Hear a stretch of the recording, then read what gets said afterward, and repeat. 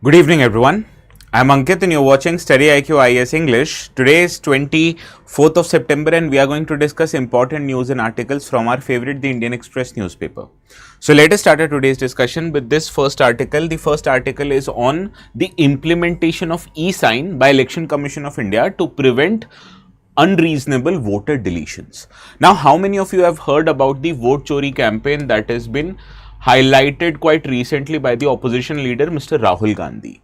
Now, this prevention of voter deletion is one of the part which the Election Commission of India wants to ensure that this remains foolproof. So how can you delete your name from voter rolls? What is the procedure for it?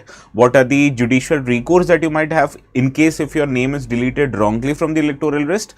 That will cover in our today's discussion, and this is relevant from GS paper 2 perspective, because Representation of People Act, particularly the Representation of People Act 1950, which deals with electoral roll, is a part of GS paper 2 syllabus.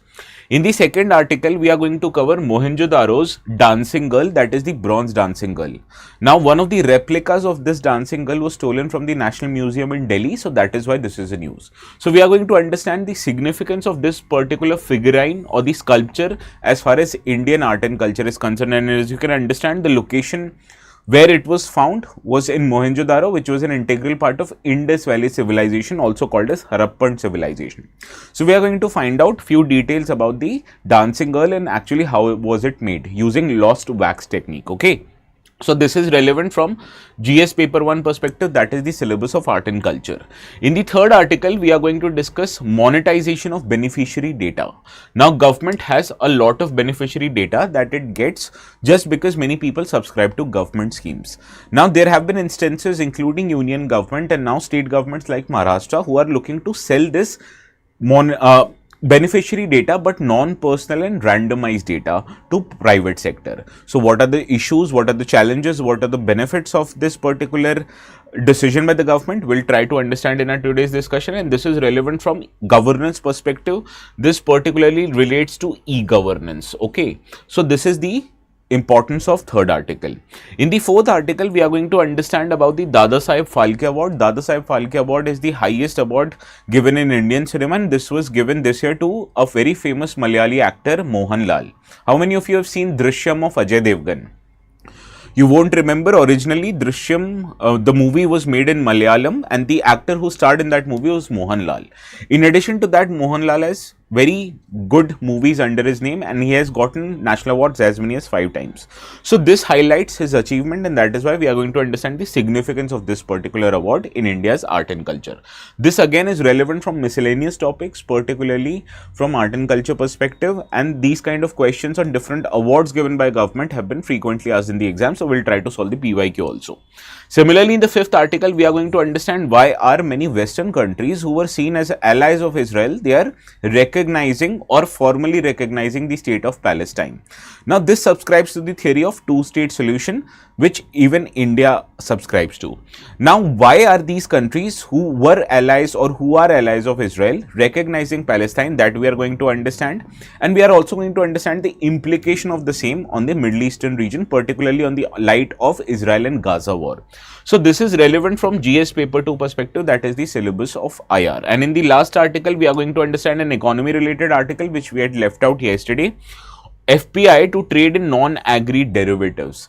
Now, foreign portfolio investors, whenever they will be permitted to trade in these non-agri derivatives, particularly in those derivatives where physical settlement or physical possession of these commodities are allowed, this would obviously bring more foreign investment into India. But the consequences of more foreign investment is also that the prices of those commodities will become more volatile in nature, right? So this is the consequences that might happen. So we are going to cover in detail about all these articles. The last article is important from financial market perspective, which is the topic of GS paper 3. Understood? So all in all, these are the 6 articles we are going to cover, and going forward, I am also planning to increase the amount of articles. What do you feel about the same? Please do let me know in the comments. Okay. Give me a second. Let me set it up. I'm not able to see your comments. Can you hear me? Am I visible? Am I audible? Because I'm not able to see your comments. Students, how are you doing? Please do let me know. The notes of this session as usual will be available on this particular Telegram channel known as ATS Live. So the ones who haven't subscribed it is go ahead and subscribe it. This is the channel where you will get the notes. Okay. So yes, now I can see Rupa, good morning. Benzir, good morning. Arya, good morning. Sharanya, Itagi, nice name Sharanya. Yashi, Gagan, Rishi, Rupa, Arya, good evening everyone. Good afternoon, sorry. Okay. Now let us start with this first article on the very front page of the Indian Express newspaper, and it says that Election Commission has brought an e-sign feature to check misuse of identity for seeking voter list deletions. Now, how many of you have attended or seen the press conference relating to vote chori done by Rahul Gandhi? Any idea? What was he talking about? What was he talking about? Any idea? I know we have told you not to read political news, but at some point of our lives, we all are political. So whenever an opposition leader makes certain allegations, this automatically brings your attention to the matter. So have you read what kind of allegation is trying to make? Anyone? Now the kind of allegation that Rahul Gandhi made, he said that many voters who were eligible to vote, their names were unfairly deleted from the voter list. And this created a situation where those voters were unable to cast their vote, and it invariably affected the Congress party negatively. So this was the allegation of Rahul Gandhi. Now obviously this is a political allegation, so beyond the scope of UPSC related discussion. Now this brought an issue, or this brought a situation to fore, that was, what if your names in the electoral voter list can be deleted unfairly? So that is the matter that we are going to discuss. Is it so easy for your name to be deleted from voter list? At the outset, let me tell you, the answer is no. It is not very easy for anyone, including you and I, to get someone's names deleted from the voter list. There is a set procedure that Election Commission of India follows, and we'll find out what that procedure are. Okay. Now let me give you certain context. The Election Commission of India has rolled out a new e-sign feature on the ECI Net portal, where if you file an application for deletion of voter list, that application will only be processed if you verify your identification by providing e-signature to it. So what are kind of documents that you can use to establish your identity? For example, your Aadhaar linked phone numbers. Similarly, you will also have to prove that yes, I am the one who is seeking voter deletion, not some random person. So at least Election Commission of India would know this is the person who wants someone's name, including his name, to be deleted from voter list, right? So this helps establish a more legitimacy to the process. No anonymous person can be able to do that. Only people who have given their required identity document, they can only seek deletion of voter list. So right, so this is the broader issue that we are going to talk about. Now let's talk about what are the situations where your name from the voter list can be fairly deleted or deleted in a rightful manner. Now the grounds for deletion has been mentioned in the Representation of People Act 1950, which deals with electoral matters, especially the names in the electoral roll. It states that there are 3 reasons under which you can fairly delete someone's name from the voter list. For example, if the voter has passed away, that is a legible ground for removal his or her name from the voter list. Similarly, if the voter has ceased to reside in that particular residences from where his name was listed in the voter list, right? So suppose if that person earlier was living in New Delhi, but for professional purposes, he might have shifted to the city of Bangalore. So it is quite necessary for his name or her name to be deleted from voter list in New Delhi and added in the voter list in Bangalore. So whenever you are going to remove your name from the voter list, you are going to fill Form 7 of Election Commission of India. Similarly, as soon as you turn 18 years of age, your name is not automatically added to the voter roll. You'll have to file an application to Election Commission of India saying that now I'm 18 years and above and I'm a citizen of India, so please include my name in the voter list. And for that, you fill which form? Form 6. Similarly, there is very frequent instances of your name or your details entered wrongly in the government document. So if you want to seek modification in the entries given in the voter list, you can fill Form 8. So these are the forms important. Form 7 is for the deletion. And the third criteria under which the names from the voter list can be fairly deleted is that if the voter is not entitled to vote, and this can happen if the voter is less than 18 years of age, or if he or she is not even the citizen of India. So in that case also your name can be fairly or rightfully deleted from the voter list. Understood the ground for deletion? Any doubt? Now how can, or what is the, or who is the authority responsible for deletion of voter list? That authority is called as Electoral Registration Officer, who is usually an officer belonging to the rank of SDM in the state government. So if you clear your prelims PCS exams, the first posting that you will get will be of sub-divisional magistrate. So that person equivalent serves as an Electoral Registration Officer.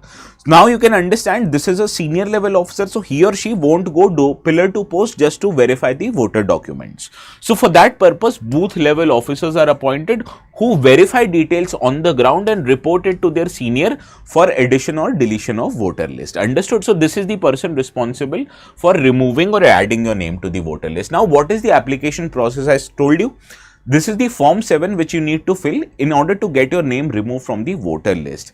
And this can be done either online or through offline mode. And when you're doing through online mode, now you know you'll have to verify your document by providing e-signature to it. Similarly, even the booth level officers, when they go to houses, they can see that if the person is not living there, if that person is not eligible to vote, if the person has died, they can also recommend deletion based on the on-field verification. So this deletion would only happen after the verification, not the verification. Now, what is the process of removal from the voter list? Suppose my neighbor does not get along well with me. So suppose my neighbor, just to disturb me, tries to get my name from the voter list deleted. So he wrongfully files a form 7 with Election Commission of India. This can happen actually, right? But will Election Commission of India directly delete my name just because someone has filed the form 7? The answer is no. They will go through a set procedure, and this set procedure includes issuing of notice to the person whose name is under question for deletion. Similarly, if my name is under consideration for deletion, I will be given an opportunity by the Election Commission that I will present my arguments. In that case, I will go to the election registration officer and say that no, I am a resident of this place, I am living, so please, and I am a citizen of India, so please don't delete my name from the voter list.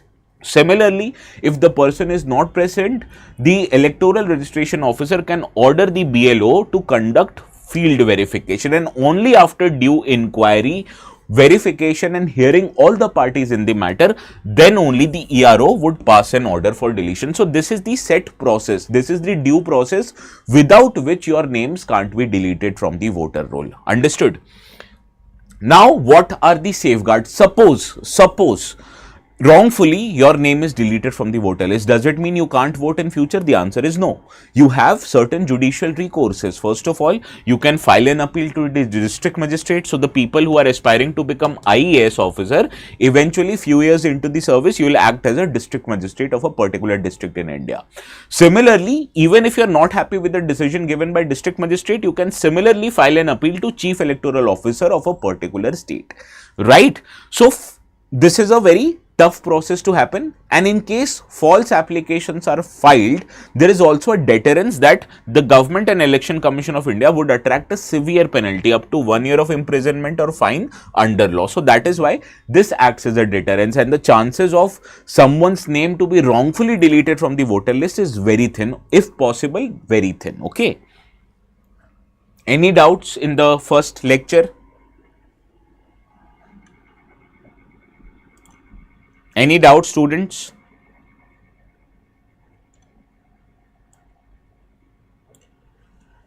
Moving to the second article, it talks about Mohenjo-daro's dancing girl replica. It was stolen from National Museum, and most funnily, a professor from a very good private university was arrested for stealing this replica, right? So this is a very big development that happened. We are going to talk about this figurine known as the dancing girl or dancing bronze girl, which was found in Mohenjo-daro. Mohenjo-daro presently is located in Pakistan, and Mohenjo-daro, including Harappa and other parts which are there in India, they formed a greater civilization known as Indus Valley civilization, also called as Harappan civilization. Okay, so we are going to talk specifically about this figurine. A 45-year-old professor from a very good university was arrested because he stole the replica of Mohenjo-daro's dancing girl, which was kept in National Museum in Lutyens, Delhi. Any idea what is Lutyens, Delhi? People who are not from Delhi, I want you to answer it. What is Lutyens, Delhi? Now, there was this architect known as Edwin Lutyens. He planned most of the places in Delhi where currently the government establishments are located. So, Rashtrapati Bhavan, Prime Minister's House, Parliament, all of them are located in a very beautiful location in central Delhi or in New Delhi called as Lutyens, Delhi. So, that is a planned portion of Delhi, unlike other areas of Delhi. That is called as Lutyens, Delhi. Okay, this is one of the most elite neighborhoods in the entire country, not just in India. One of the bungalows, if you are going to buy it, the bungalows itself would set you back for thousands of crores of rupees. And the value is not of bungalow but of the land where the bungalow is located. Now let us talk about the dancing girl figurine. Now dancing girl figurine is one of the most famous and iconic artifacts as it comes from Indus Valley civilization, and it was discovered back in 1926 by a British archaeologist Ernest Mackay at Mohenjo-daro. That is why the name Mohenjo-daro dancing girl. And Mohenjo-daro was one of the largest and most advanced urban settlement in the Indus Valley civilization. Now, can anyone let me know what was famous about Indus Valley civilization? Why is it so notable? Now, this figurine, that is the dancing bronze girl, was made obviously out of bronze and was sculpted using a technique known as lost wax technique. So, what is this lost wax technique? Let us find out. Lost wax technique is a process using which you can create a wax model of a desired object and then keep that wax model in an encased metallic mold.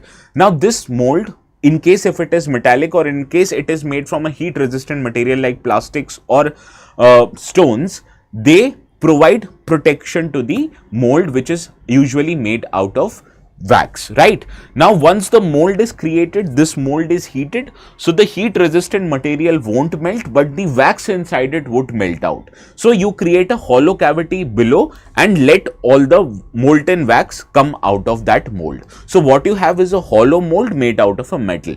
So going forward, if you designed or if you want to create certain or similar shapes, what you do is you put a molten metal, be it bronze or silver, inside that mold, and voila, you get a figure, right? So this is how lost wax techniques allowed civilizations to mold a sculpture in very great detail. Now, this metal is allowed to cool, and therefore the molten metal inside it solidifies, leading to the original, taking the shape of the original mold. Now, the mold is broken, otherwise removed, revealing the final metallic object. So, this is how the lost wax technique works. Now, this lost wax technique was very significant. First of all, it allowed very great precision and detail in making of final cast, and therefore whatever molten metal used to put in that cast, it used to get shape of that cast. Therefore, this can be intricately carved and sculpted based on certain shapes that you wanted to make. Similarly, this technique is used often in the creation of sculptures, jewelry and other decorative material objects where fine details are desired. These days, help of computer aided drawing, also known as CAD, is taken. Help of 3D printing is taken so as to make the original mold, right? So this is the technique still used today, but with addition of many newer techniques that have come because of technology.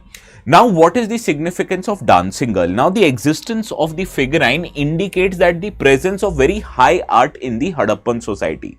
So, this reflects that in terms of art, Harappan civilization was very advanced. Similarly, we have also known that it was known for its urban settlement, planned roads, planned drainage, which even today many Indian cities do not have.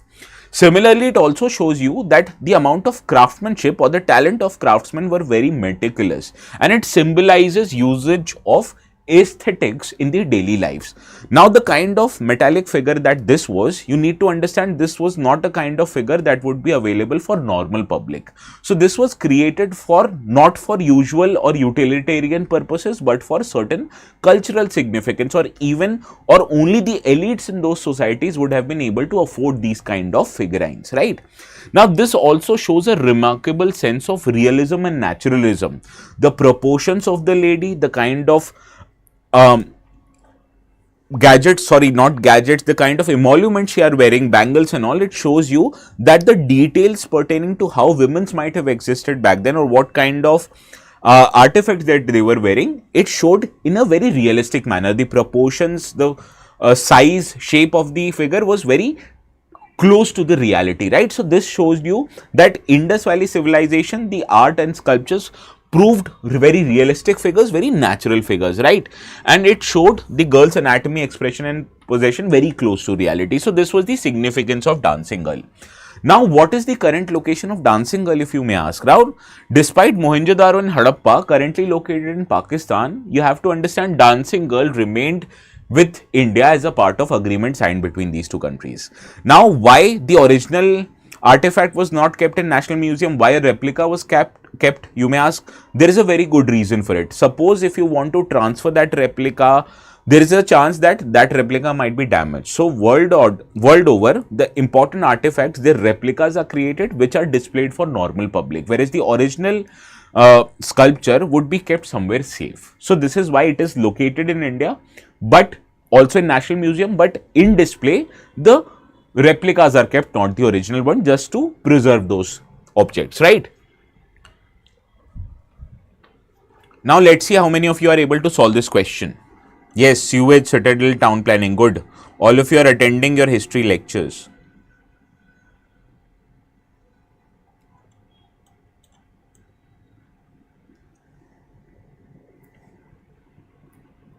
Where I guess they keep somewhere safe in the safe or whichever must be located in the National Museum. There is also theory that the Mona Lisa that you see in France Louvre Museum, that is also not original, that is also a replica. Original might be with the museum only, but kept somewhere safe, away from public glare and away from public light also, preserved somewhere.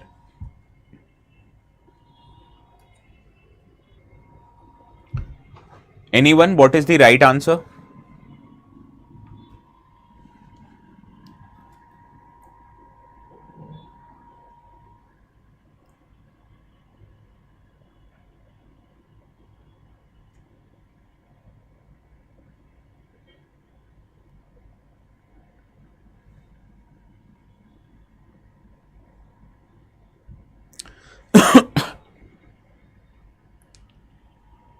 Well, Sogora is the right answer. This is located in West UP and this was a part of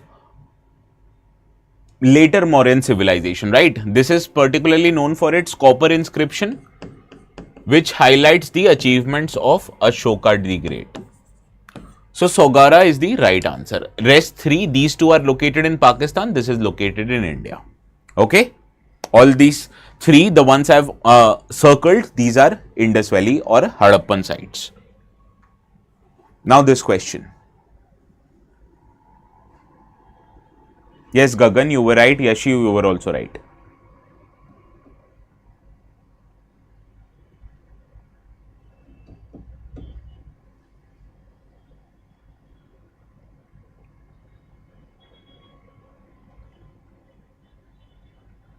Quickly.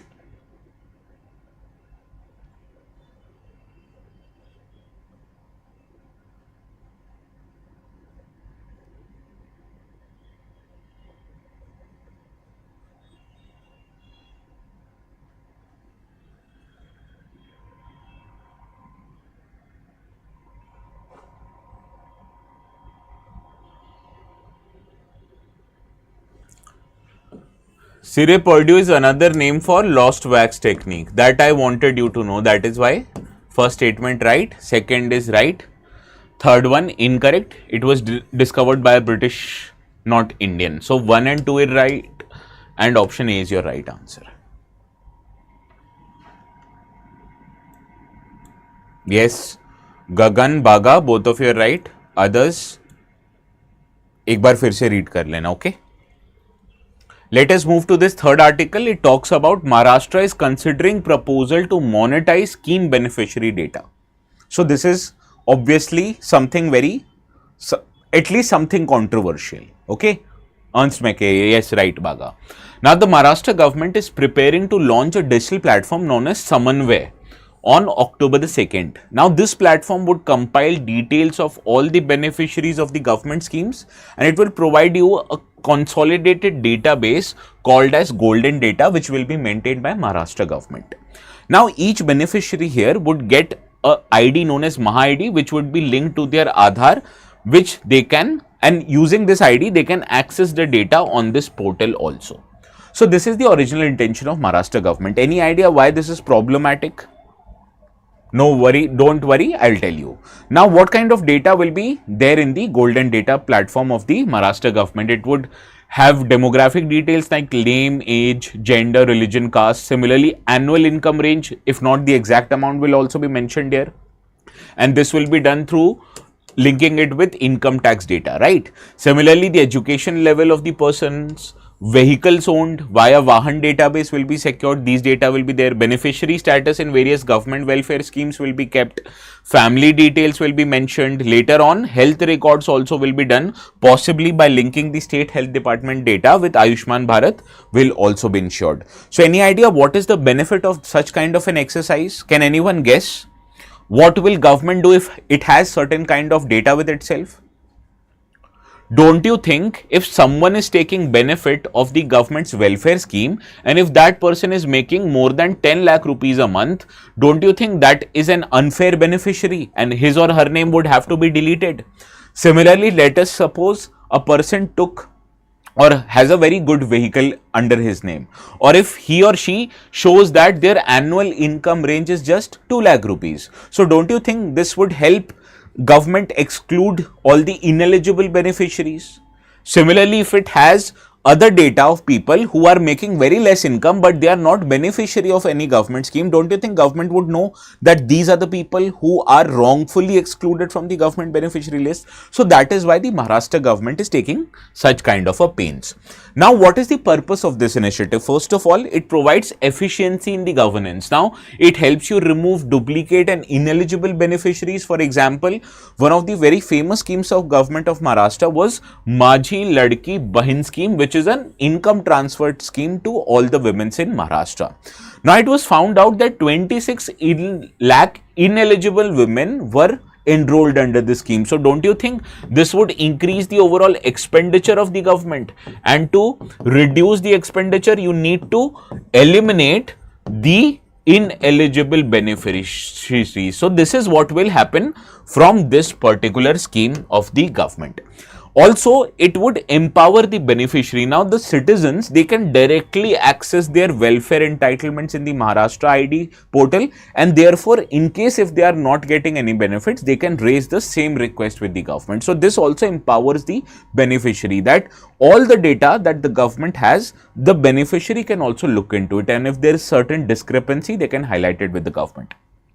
Also, there is a possibility that this data can be sold to private sector, that is after making it anonymous and non-personalized. And private companies, startups, financial institutions, they can get this data and target each and every potential customer. So this is also a possibility. Any idea why the government would do it? Obviously, government would sell this at a price. So this would mean another revenue source for the government. So this is why government is looking to sell certain kind of data. But any problem that you can imagine which might come from this particular provision? Yes, there are many problems. These problems include, first of all, your privacy and data protection. Now, government is saying that we are not going to make all the details public. We are going to make only anonymous and non-personalized data which will be sold to private sector, and this is linked directly to even central government's proposal of non-personal data framework and Digital Personal Data Protection Act. So, government is saying that yes, we are going to sell the data, but not personal data, that your name, your age, your caste, this will be eliminated from the data that we sell to the private sector.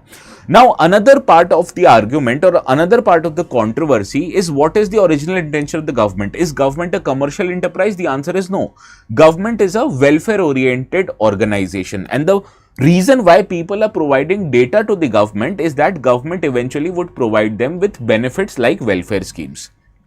So, government, unlike private companies, are not commercial enterprises. So why should government need to sell this data for business related purposes?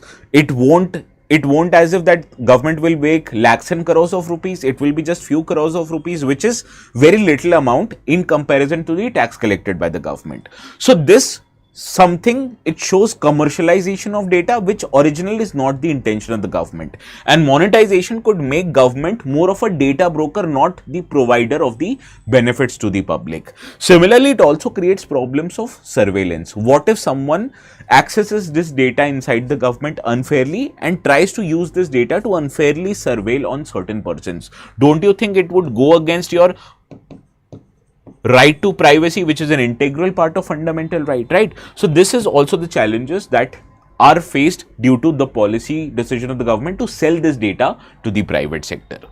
Now, what is the wider context? How you should look at this development? Now, central linkages or linkages of different governments or different ministries' data in a one particular centralized database is very essential. Government is looking to create India stack for agricultural sector. It is looking to do the same for health sector with Ayushman Bharat Digital Mission. Government is looking to provide easy or ease in access to accessing airports and public spots by the government by promoting Digi Yatra. So this is where multiple data are integrated so as to provide better services to the customers. And this is an example, or this is a good example of e-governance, or how e-governance should lead to better quality of life. Similarly, there are many international examples also. For example, countries like Estonia, Singapore, they use integrated ID link platforms for governance, for identification, etc. But the instances of government selling the data to private sector is something unheard of, and that is why this angle makes it more controversial, that the original intention of the government should be to provide welfare. Why should you need to sell this data to private sector just for few crores of rupees? Not done, right? So this is the wider context. Now let's see how many of you are able to solve this question. Well, yes, it is compliant with Article 21 because that is a randomized and anonymized data. So your personal details won't be linked or won't be sold.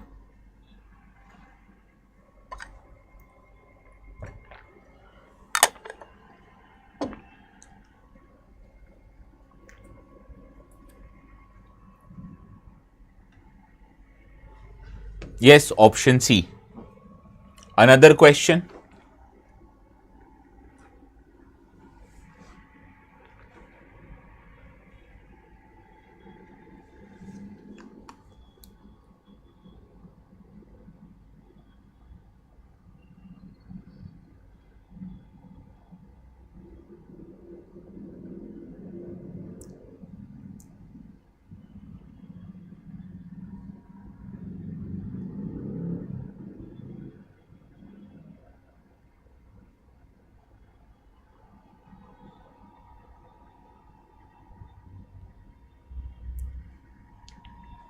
What is the right answer to this question? Anyone? Which one of the following is or are aims of Digital India Plan of Government? Formation of India's own internet companies like China did? No. Establish a policy framework for encouraging overseas multinational corporations to collect big data to build their large data centers within our national geographical boundaries. Was it the original intention of Digital India? No. The only right answer is option C. This is called as data localization, and only critical personal data, not all the big data, only critical personal data requires to be stored in India. Not all, please understand. So only third right, second and first are incorrect. So option B is your right answer. Yes, Benzir, correct.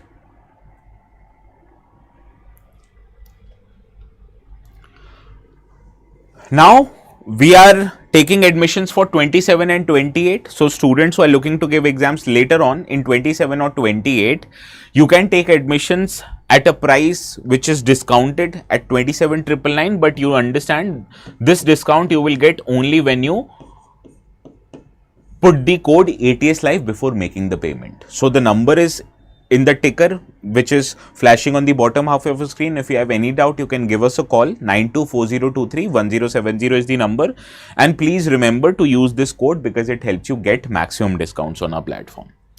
Now moving to this next article. This is an article which shows you Mohanlal, who's a very big movie star in Malayalam cinemas. He has gotten an award known as Dada Saheb Phalke Award, and this award was given to him by President yesterday in the ceremony which also gave awards to the National Film Awards winners, right?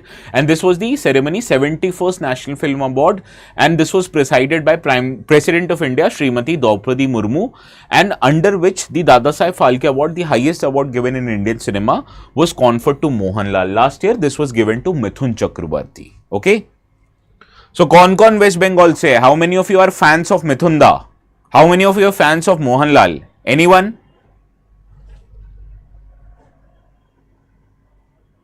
You know, Mithun Da's movies earlier, when he used to come in Bollywood movies, his theme was same. Mithun Da would be a middle class person. He won't have a father, but he would have a younger sister and a poor mother. So what would happen in the movie? That Mithun Da is working like a normal person would, but some goons would do something bad to Mithun Da and pin the crime on Mithun Da itself. So what Mithun Da would do, that he would go to jail, and after he comes out of a jail, he'll seek revenge. So this was the underlying theme of all Mithun Da movies back at the time when he was at his peak. Also known for his disco dancer. Now coming back to our discussion, let us understand Dada Saheb Phalke Award. It is India's highest film honor, instituted in 1969, and it is conferred, read the statement, for outstanding contribution to the growth and development of Indian cinema. So all the language cinemas which are there, Bollywood, Collywood, Tollywood, how many woods are there in India, I don't know. But prominent movie industries include Hindi film industry, Malayalam film industry, Telugu, Tamil, Kannada, Assamese, Bengali, Punjabi, right? So these are the prominent ones. Even Marathi movies are becoming quite prominent. So all the people who are working in film and cinemas in India across many languages are eligible to get the Dada Saheb Phalke Award. Now, the first recipient of this award was Devika Rani, who is regarded as the first lady of Indian cinema.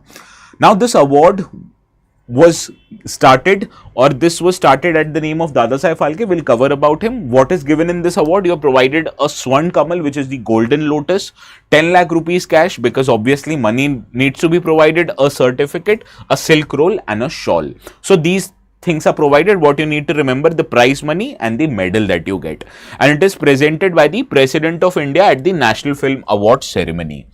Now the Dada Saheb Phalke, or who was Dada Saheb Phalke? He was also called as father of Indian cinema, and he's most known for directing India's first full-length feature film known as Raja Harishchandra. So please remember this name. This movie came in 1913. It was India's first full-length feature film, directed by whom? Your favorite Dada Saheb Phalke, whose original name was Dhundiraj Govind Phalke. Now, other honors that have been provided to the actor Mohanlal, he has gotten Padma Shri, Padma Bhushan, and he has also won 5 different national awards. Okay, Rajinikanth, Tamil Nadu. Anyone else? Not Vijay. Venkat, not Vijay, not Kamal Hassan, not Ajit, not Dhanush, not Karthi. Even Dulquer Salman is doing good movies in different movie industries of South. He did a very good Telugu movie, Sitaramam. He also did a very recent movie in, I guess, in Tamil, right? So now solve this question.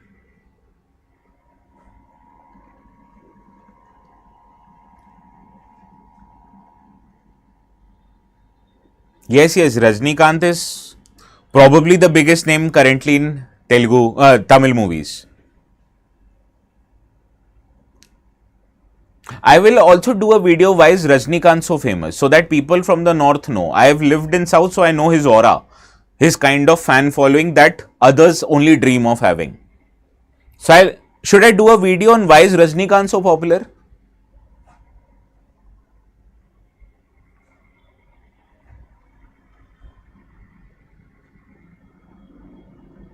Rajinikanth का style है ना ऐसे करके कुछ, he does it something like this and wears his. The first movie I saw of Rajinikanth in Tamil was Shivaji the Boss, where he uses that coin. Answer करो इसका.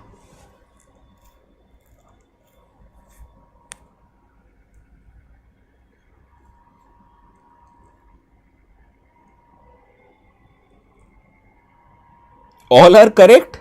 Yashi,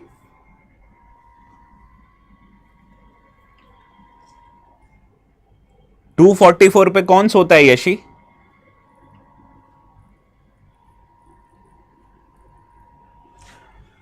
They are not titles under Article 18, only military titles. So only military titles and only academic titles are allowed in India. So you can prefix doctor, you can prefix captain, you can prefix general. These are allowed in India, but you can't prefix Bharat Ratna X and Y, Padma Shri, Padma Bhushan X and Y, right? So that is not allowed. Padma Awards have been instituted in 1954, correct, but they have been suspended more than once, not just once. They were suspended during emergency and they were also suspended during 1990s. The number of Bharat Ratna awardees at a particular year is restricted, but maximum of 3 awardees in a particular year. So all these 3 statements are incorrect. Option D is your right answer.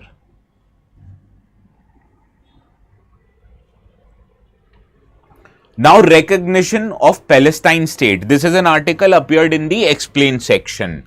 At the UN General Assembly, France became the latest of the major power who has given a formal recognition to Palestine as a Palestine state. Now, this followed a similar moves by other countries, UK, Canada, Australia. All of them are close allies of US as well as Israel. Similarly, other European countries have also joined. कि बड़े लोग कर रहे हैं तो मैं भी घुस जाता हूं इनके साथ. Okay. So what happened is that Israel has condemned these recognitions, saying that this is an absurd price for perpetrating terrorism. Now, Israel thinks that Gaza and Palestine activities in these territories have been used to perpetrate terrorism in Israel, and to a certain extent, Israel is right in this matter. But at the same time, the other countries, including India, they also want a state of Palestine should exist formally. So this is what is known as two-state solution. Now let us understand what is Palestine after all. Palestine is a sum of territory which includes everything that we have mentioned in the yellow. So it includes Gaza on the western side of Israel, bordering the Mediterranean Sea region, and on the West Bank, this is known as West Bank territory, which borders on the eastern side of Israel. Now this borders known as Jordan River, right? So this is the two territory which would include the state of Palestine. Now, according to the Montevideo Convention, any country would be recognized formally based on 4 circumstances. First is that that particular state should have a defined territory. So what is defined territory of Palestine? West Bank plus Gaza Strip. Similarly, second condition is that it should have a permanent population. The population shouldn't come and go. It should have a set of people who belong to that particular region. Similarly, it should have an active government or a kind of a political setup that governs the people.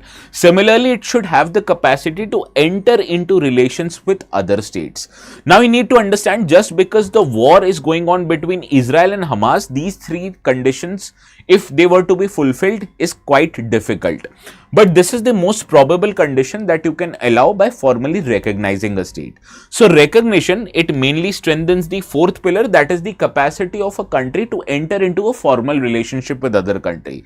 So suppose if 3rd country like France or UK, if they allow Palestine to set up a embassy in London or in Paris, it would mean that they have formally recognized Palestine. And in that regard, Palestine can have formal relations with these countries independently. So these are the 4 criteria based on which a country gets a recognition as a formal state.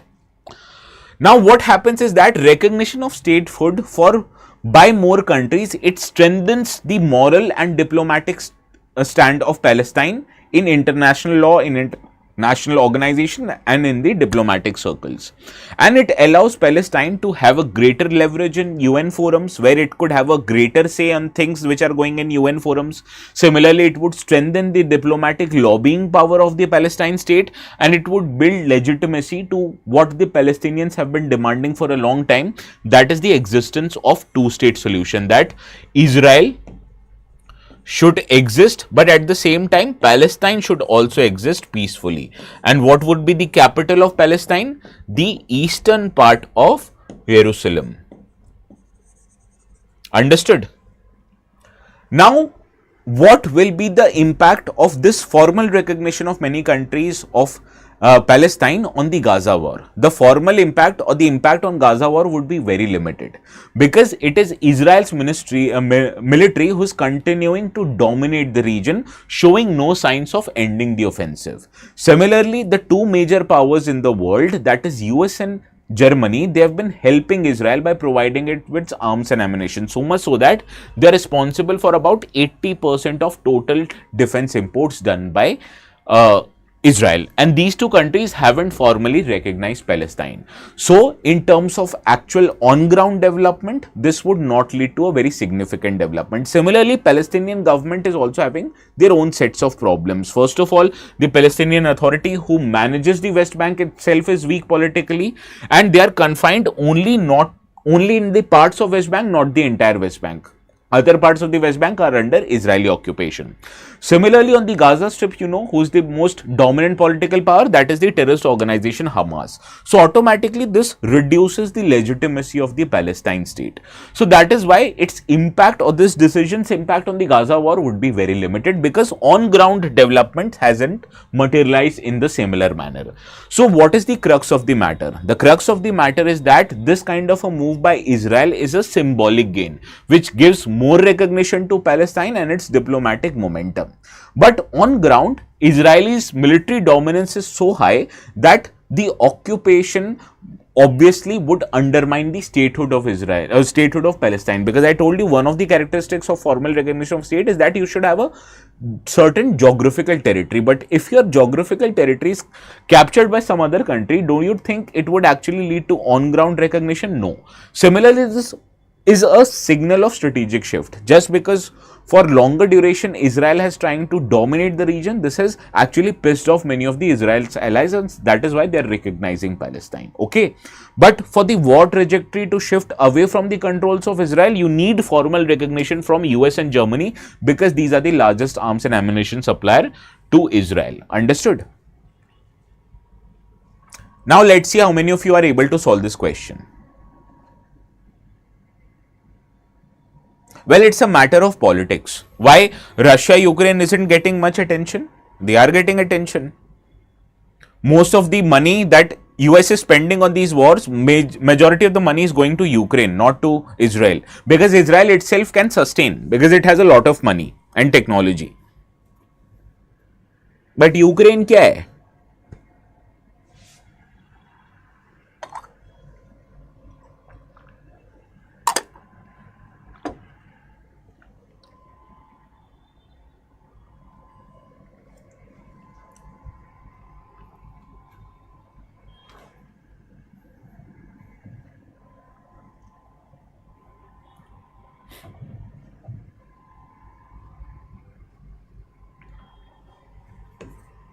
Option B is the right answer.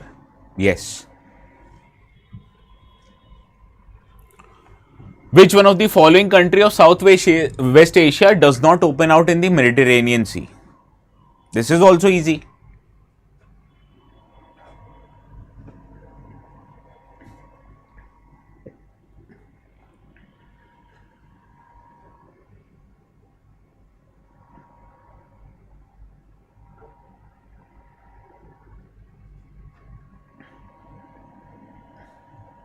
Yes, Jordan is the right answer. This one?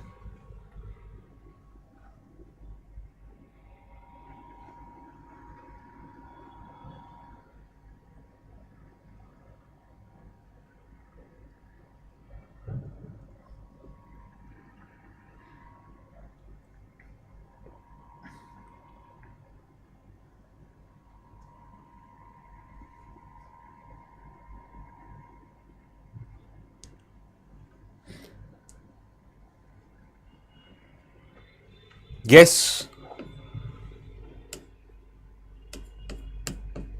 3 and 4 is the right answer.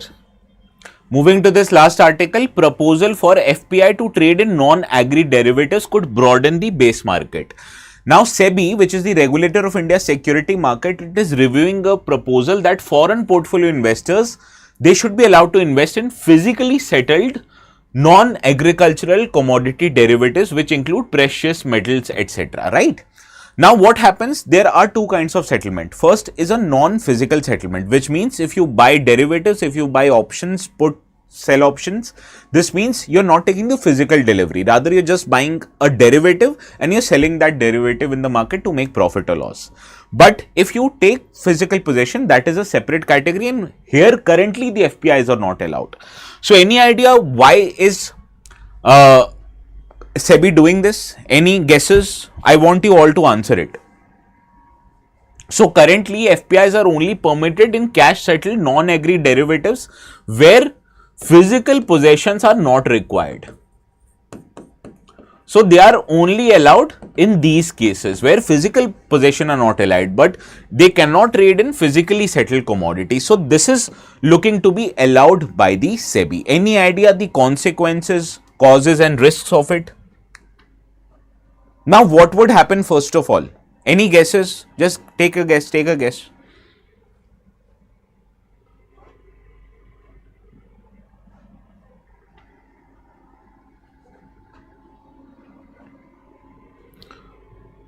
So tell me, what are the pros and what are the cons of this move? If I allow FPIs to invest more in Indian foreign market, what are the pros? Don't you think it would increase the amount of capital inflows in India? And this would create a conditions of liquidity in the market? That when more and more people are buying and selling a commodity, yes, it boosts capital, it boosts liquidity. Don't you think it would make our market more mature also? Because the traders would be competing against each other, and when there is more competition, don't you think the market matures in a longer duration? Right? Can anyone tell me the cons of this move?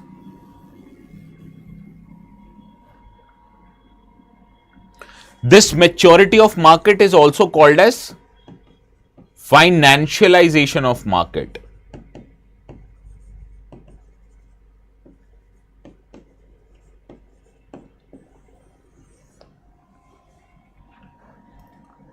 Not particularly inflation, but increased volatility.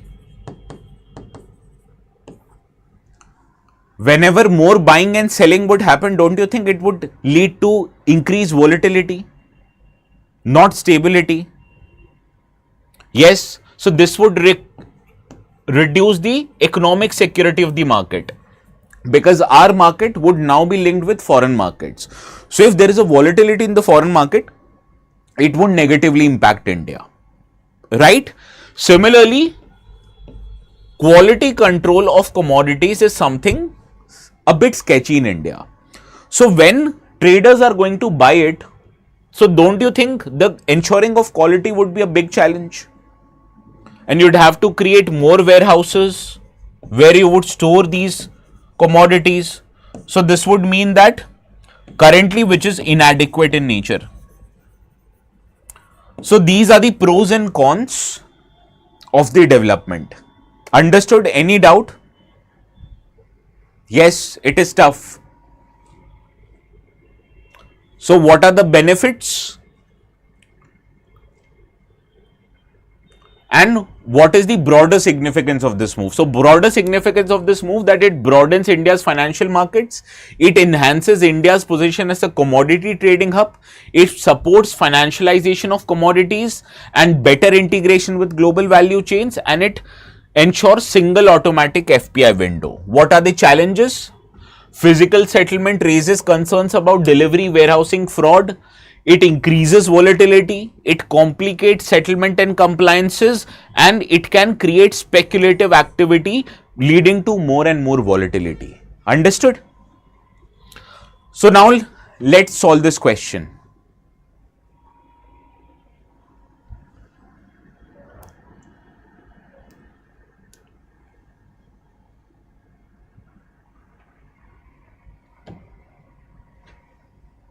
Tomorrow I'll try to pick more articles. Today we covered 6, right?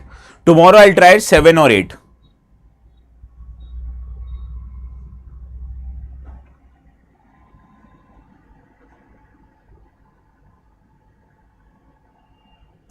Which one of the following is not the most likely outcome of allowing of FPI to trade in non-cash settled non-agricultural commodity derivatives? What is the right answer?